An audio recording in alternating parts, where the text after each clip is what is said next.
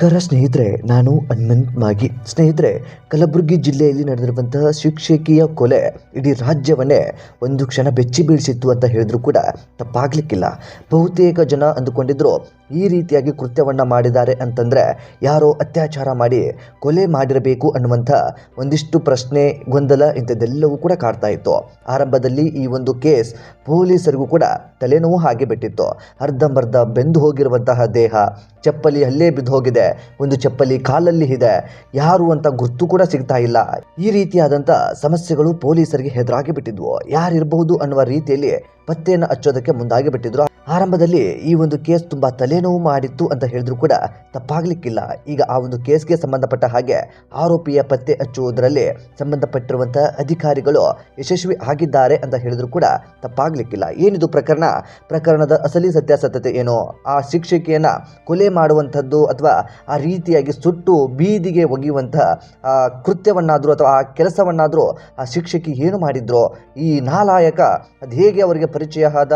ಏನು ಅವರ ಇಬ್ಬರ ನಡುವೆ ಸಂಬಂಧ ಹೇಗಿತ್ತು? ಈ ಎಲ್ಲ ಕುರಿತಾಗಿ ಒಂದಿಷ್ಟು ಮಾಹಿತಿಯನ್ನು ಗಮನಿಸ್ತಾ ಹೋಗೋಣ. ಸಾಧ್ಯವಾದರೆ ವಿಡಿಯೋವನ್ನು ಕೊನೆವರೆಗೂ ನೋಡಿ. ನೀವೇನಾದರೂ ನಮ್ಮ ಚಾನಲ್ನ ಸಬ್ಸ್ಕ್ರೈಬ್ ಮಾಡಿಕೊಳ್ಳದೆ ವಿಡಿಯೋವನ್ನು ಗಮನಿಸ್ತಾ ಇದ್ದರೆ ಈ ಕೂಡಲೇ ಸಬ್ಸ್ಕ್ರೈಬ್ ಮಾಡಿ. ಹೆಚ್ಚಿನ ವಿಡಿಯೋಗಾಗಿ ಬೆಲ್ ಐಕನ್ ಕೂಡ ಕ್ಲಿಕ್ ಮಾಡಿಕೊಳ್ಳಿ. ಸ್ನೇಹಿತರೆ, ಕಲಬುರಗಿ ಜಿಲ್ಲೆ ಕಮಲಾಪುರ ತಾಲೂಕಿನ ಕಲಮೂಡ ಬಳಿ ಅರೆಬೆರೆ ಸುಟ್ಟ ಸ್ಥಿತಿಯಲ್ಲಿ ಶಿಕ್ಷಕಿ ಜ್ಯೋತಿ ಎನ್ನುವಂಥವರ ಅಥವಾ ಜ್ಯೋತಿ ಕಪಾಳೆ ಎನ್ನುವಂಥವರ ಶವ ಕೂಡ ಪತ್ತೆ ಆಗಿತ್ತು. ಪ್ರಕರಣ ಭೇದಿಸುವುದರಲ್ಲಿ ಇದೀಗ ಪೊಲೀಸರು ಯಶಸ್ವಿ ಆಗಿದ್ದಾರೆ. ಆರೋಪಿಯ ಬಂಧನವನ್ನು ಕೂಡ ಮಾಡಿದ್ದಾರೆ. ಈ ಒಂದು ತಾಲೂಕಿನ ಸ್ವಂತ ಗ್ರಾಮ ಪಕ್ಕದ ಚಿಂಚೋಳಿ ತಾಲೂಕಿನ ಬುಯ್ಯಾರ ಗ್ರಾಮದ ಅಮರ್ ಮಲ್ಲಪ್ಪ ಕುಡಳ್ಳಿ ಅನ್ನುವಂಥ ವ್ಯಕ್ತಿ, ಕೇವಲ 27 ವರ್ಷ ವಯಸ್ಸು ಆತನಿಗೆ. ಸೊ ಈ ಒಂದು ಶಿಕ್ಷಕಿಯ ಜೊತೆ ಪರಿಚಯ ಇರುತ್ತೆ. ಏಪ್ರಿಲ್ 4ರಂದು ಬೆಳಿಗ್ಗೆ ಕಮಲಮೂಡ ಬಳಿ ಶಿಕ್ಷಕಿ ಜ್ಯೋತಿ ಅವರ ಶವ ಅರೆಬೆರೆ ಸುಟ್ಟ ಸ್ಥಿತಿಯಲ್ಲಿ ಪತ್ತೆ ಆಗಿ ಬಿಡುತ್ತೆ. ಜ್ಯೋತಿ ಅವರು ಕಲಬುರಗಿ SB ಕಾಲೇಜು ಎದುರಿನ ಆನಂದ ನಗರದ ನಿವಾಸಿ ಕೂಡ ಆಗಿರ್ತಾರೆ. ಬಾಲ್ಕಿ ತಾಲೂಕಿನ ವಾಂಜರ್ಕೆಡೆ ಗ್ರಾಮದ ಸರ್ಕಾರಿ ಹಿರಿಯ ಪ್ರಾಥಮಿಕ ಶಾಲೆಯ ಶಿಕ್ಷಕಿ ಆಗಿ ಕೆಲಸವನ್ನು ಕೂಡ ಮಾಡ್ತಾ ಇರ್ತಾರೆ. ಅವರನ್ನು ಕೊಂದವರು ಯಾರು? ಸುಟ್ಟು ಹಾಕಿದ್ದಾದರೂ ಯಾರು? ಈ ರೀತಿಯಾದಂಥ ಪ್ರಶ್ನೆ ಸಾರ್ವಜನಿಕರಲ್ಲಿ ಕಾಡ್ತಾ ಇತ್ತು. ಬಾಕಿ ಹಣ ಕೊಡುವಂತೆ ಕೇಳ್ತಿದ್ದಕ್ಕೆ ಜ್ಯೋತಿ ಅವರನ್ನು ಆರೋಪಿ ಹತ್ಯೆ ಮಾಡಿದ್ದಾನೆ ಎನ್ನುವಂಥದ್ದು ಇದೀಗ ಸ್ಪಷ್ಟವಾಗಿ ಗೊತ್ತಾಗಿ ಬಿಟ್ಟಿದೆ. ಬಹುತೇಕ ನಮ್ಮ ಕಡೆ ಒಂದು ಮಾತಿದೆ, ಬಹುತೇಕ ನಮ್ಮ ಹಿರಿಯರು ಕೂಡ ಹೇಳಿಬಿಡ್ತಾರೆ, ತಾಮ್ರದ ದುಡ್ಡು ತಾಯಿ ಮಕ್ಕಳ ಸಂಬಂಧವನ್ನು ಕೆಡಿಸಿಬಿಡುತ್ತಂತೆ. ಇನ್ನು ಬೇರೆಯವರು ಅಂದರೆ ಯಾವ ಲೆಕ್ಕ?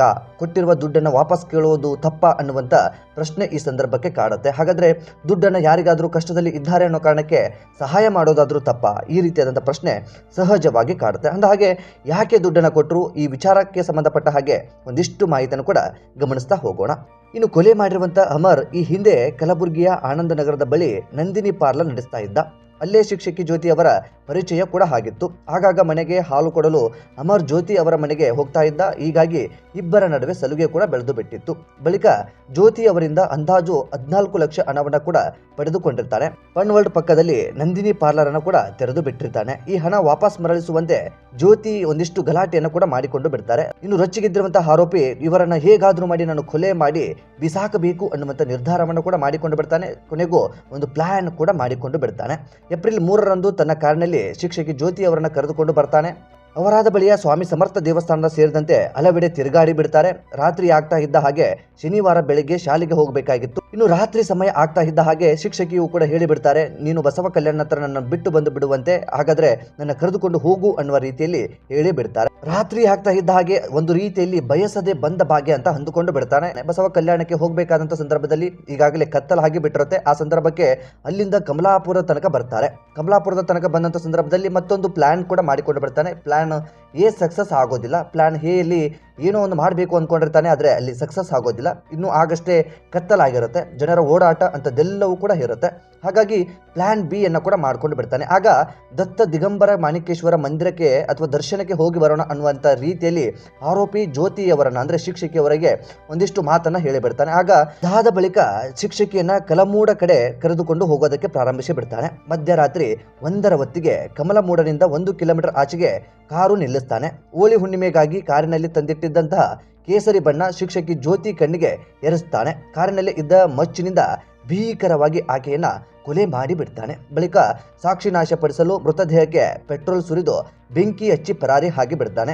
SP ಅಡ್ಡೂರು ಶ್ರೀನಿವಾಸಲು ಈ ಒಂದು ಸ್ಥಳಕ್ಕೆ ಭೇಟಿಯನ್ನು ಕೂಡ ಕೊಟ್ಟು ಬಿಡ್ತಾರೆ. ಹೆಚ್ಚುವರಿ SP ಮಹೇಶ್ ಮೇಘನ್ ಅವರ ಮಾರ್ಗದರ್ಶನದಲ್ಲಿ DYSP ಲೋಕೇಶ್ ನೇತೃತ್ವದಲ್ಲಿ ಈ ಒಂದು ಕೇಸನ್ನ ಈಗ ಭೇದಿಸಿ ಬಿಟ್ಟಿದ್ದಾರೆ. ಈ ಕೇಸ್ಗೆ ಸಂಬಂಧಪಟ್ಟ ಹಾಗೆ ಒಟ್ಟು 14 ಲಕ್ಷ ರೂಪಾಯಿಯನ್ನ ಶಿಕ್ಷಕಿ ಅಮರ್ ಕುಡಳ್ಳಿ ಅನ್ನುವಂತ ವ್ಯಕ್ತಿಗೆ ಕೊಟ್ಟು ಬಿಟ್ಟಿರ್ತಾರೆ. 57 ವರ್ಷ ಅವರಿಗೆ. ಇನ್ನೇನು ಕೆಲವು ವರ್ಷದಲ್ಲಿ ರಿಟೈರ್ಮೆಂಟ್ ಕೂಡ ತೆಗೆದುಕೊಳ್ಳಬೇಕಾಗಿರುವಂತವರು ಬೇರೆ ಬೇರೆ ರೀತಿಯಾದಂತಹ ಕನಸುಗಳನ್ನು ಕಟ್ಕೊಂಡಿದ್ರು ಅಂತ ಕಾಣಿಸುತ್ತೆ. ಕೊಟ್ಟಿರುವ ದುಡ್ಡನ್ನು ವಾಪಸ್ ಕೇಳಿದ ಕಾರಣಕ್ಕಾಗಿ ತುಂಬಾ ದೊಡ್ಡ ಅಮೌಂಟ್ ಆಗಿರೋ ಕಾರಣದಿಂದಾಗಿ ಇದನ್ನ ವಾಪಸ್ ಕೊಡೋದಕ್ಕಿಂತ ಪೂರ್ವದಲ್ಲಿ ಹೇಗಾದ್ರೂ ಮಾಡಿ ಇವರನ್ನು ಕೊಲೆ ಮಾಡಿಬಿಟ್ರೆ ಕೇಸ್ ಕ್ಲೋಸ್ ಆಗಿಬಿಟ್ರೆ ಎಲ್ಲಾ ದುಡ್ಡಿನ ಸ್ವತ್ತು ನಂದು ಹಾಗೆ ಬಿಡುತ್ತೆ ಅನ್ನುವಂಥ ಮನಸ್ಥಿತಿ ಆತನಲ್ಲಿ ಇತ್ತು ಅಂತ ಕಾಣಿಸುತ್ತೆ. ಹಾಗಾಗಿ ಹೇಗಾದ್ರೂ ಮಾಡಿ ಶಿಕ್ಷಕಿಯನ್ನ ಕೊನೆ ಉಸಿರು ಹೇಳಿಸಿಬಿಡಬೇಕು, ನಾನು ಹೇಗಾದ್ರೂ ಮಾಡಿ ಪಾರ್ ಹಾಕಬೇಕು ಅನ್ನುವ ರೀತಿಯಲ್ಲಿ 2 ಪ್ಲಾನ್ ಕೂಡ ಮಾಡ್ಕೊಂಡು ಬಿಡ್ತಾನೆ. ಆರಂಭದ ಪ್ಲಾನ್ ಫ್ಲಾಪ್ ಆಗಿಬಿಡುತ್ತೆ. ಅದಾದ ಬಳಿಕ 2ನೇ ಪ್ಲಾನ್ ಸಕ್ಸಸ್ ಆಗಿಬಿಡುತ್ತೆ. ಇನ್ನು ಪೊಲೀಸರು 3ನೇ ಪ್ಲಾನ್ ಮಾಡಿ ಈ ನಾಲಾಯಕನನ್ನ ಹಿಡಿದುಕೊಂಡು ಈಗ ಪೊಲೀಸರು ಎಳೆದುಕೊಂಡು ಹೋಗಿದ್ದಾರೆ.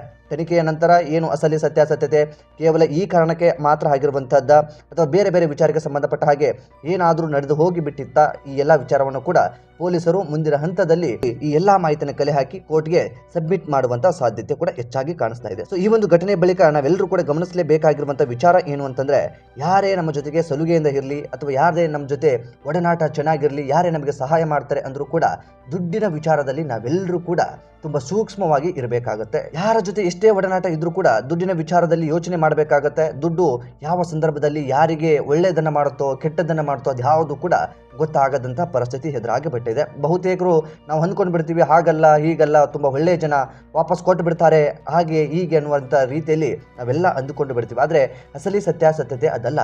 ದುಡ್ಡಿನ ವಿಚಾರ ಅಥವಾ ದುಡ್ಡನ್ನು ಕೊಟ್ಟಿದ್ದೀವಿ ಅನ್ನೋ ಕಾರಣಕ್ಕೆ ಮತ್ತೆ ವಾಪಸ್ ಕೇಳೋದ್ರಿಂದ ಬಹುತೇಕ ಸಮಸ್ಯೆಗಳು ಹಾಗೆ ಬರ್ತವೆ. ಕೇವಲ ನಮ್ಮ ರಾಜ್ಯದಲ್ಲಿ ಇದೊಂದೇ ಪ್ರಕರಣ ಈ ರೀತಿಯಾಗಿ ನಡೆದಿರತಕ್ಕಂಥದ್ದಲ್ಲ. ಬಹುತೇಕ ಪ್ರಕರಣಗಳು ಈ ಹಿಂದೆಯೂ ಕೂಡ ನಡೆದಿದ್ದು ಈಗಲೂ ಕೂಡ ನಡೀತಾ ಇದ್ದಾವೆ. ಬಹುತೇಕ ಪ್ರಕರಣಗಳು ಕೂಡ ಮುಂದೆಯೂ ನಡೆಯುವಂತಹ ಸಾಧ್ಯತೆಯೂ ಕೂಡ ಹೆಚ್ಚಾಗಿ ಬಿಟ್ಟಿದೆ. ಯಾಕೆಂತಂದ್ರೆ ದುಡ್ಡಿನ ವಿಚಾರಕ್ಕೆ ನಾವು ಆರಂಭದಲ್ಲೂ ಕೂಡ ಹೇಳಿದ ಹಾಗೆ ದುಡ್ಡಿನ ವಿಷಯ ಅಂತ ಬಂದ್ರೆ ತಾಯಿ ಮಕ್ಕಳ ಸಂಬಂಧವನ್ನು ಕೂಡ ಈ ದುಡ್ಡು ಹಾಳು ಮಾಡಿ ಬಿಡುತ್ತೆ. ಹಾಗಾಗಿ ಎಲ್ಲರೂ ಕೂಡ ಎಚ್ಚೆತ್ತುಕೊಳ್ಳಿ. ನಿಮ್ಮ ಸ್ನೇಹದಲ್ಲಾಗಿರ್ಬೋದು ಅಥವಾ ಸಂಬಂಧಿಕರಲ್ಲೇ ಆಗಿರ್ಬೋದು, ಯಾರ್ಯಾರಿಗೋ ದುಡ್ಡುಗಳನ್ನು ಕೊಡ್ತಾ ಇರ್ತೀರಿ. ಕೊಡೋದು ತಪ್ಪು ಅಂತ ನಾನು ಹೇಳ್ತಾ ಇಲ್ಲ. ಬದಲಿಗೆ ಎಷ್ಟನ್ನು ಕೊಡಬೇಕು, ಹೇಗೆ ಅವರು ಕೊಡ್ತಾರೆ ಅದೆಲ್ಲವನ್ನು ಕೂಡ ನೀವು ಸೂಕ್ಷ್ಮವಾಗಿ ಗಮನಿಸಿಕೊಂಡು ನಿಮ್ಮ ಕೈಯಿಂದ ಎಷ್ಟು ಸಹಾಯ ಮಾಡೋದಕ್ಕೆ ಸಾಧ್ಯನೋ ಅಷ್ಟನ್ನು ಮಾತ್ರ ನೀವು ಸಹಾಯ ಮಾಡಬೇಕಾಗುತ್ತೆ. ಸೊ ಈ ರೀತಿಯಾದಂಥ ಒಂದು ಪ್ರಕರಣಕ್ಕೆ ಸಂಬಂಧಪಟ್ಟ ಹಾಗೆ ಈಗಾಗಲೇ ಆರೋಪಿಯನ್ನು ಪೊಲೀಸರು ಬಂಧಿಸಿದ್ದಾರೆ. ಈ ಕುರಿತಾಗಿ ಮುಂದಿನ ಹಂತದಲ್ಲಿ ಏನೆಲ್ಲ ಬೆಳವಣಿಗೆಗಳು ಆಗ್ತವೆ ಎನ್ನುವಂಥದ್ದನ್ನು ಸೂಕ್ಷ್ಮವಾಗಿ ಗಮನಿಸಬೇಕಾಗಿದೆ. ಸೊ ಈ ಕುರಿತಾಗಿ ನಿಮ್ಮ ಅನಿಸಿಕೆ ಏನು ಎಂಬುದನ್ನು ಕಾಮೆಂಟ್ ಬಾಕ್ಸಲ್ಲಿ ಮೆನ್ಷನ್ ಮಾಡಿ. ಸಾಧ್ಯವಾದರೆ ವಿಡಿಯೋನ ನಿಮ್ಮ ಫ್ರೆಂಡ್ಸ್ ಹಾಗೂ ಫ್ಯಾಮಿಲಿಗೂ ಕೂಡ ಶೇರ್ ಮಾಡಿ. ಚಾನಲ್ನ ಸಬ್ಸ್ಕ್ರೈಬ್ ಮಾಡಿಕೊಳ್ಳದೆ ವಿಡಿಯೋವನ್ನು ಗಮನಿಸಿದ್ರೆ ಈ ಕೂಡಲೇ ಸಬ್ಸ್ಕ್ರೈಬ್ ಮಾಡಿ. ಹೆಚ್ಚಿನ ವಿಡಿಯೋಗಾಗಿ ಬೆಲ್ ಐಕನ್ ಕೂಡ ಕ್ಲಿಕ್ ಮಾಡಿಕೊಳ್ಳಿ. ಮತ್ತೆ ಮುಂದಿನ ವಿಡಿಯೋದಲ್ಲಿ ಸಿಗೋಣ. ನಮಸ್ಕಾರ.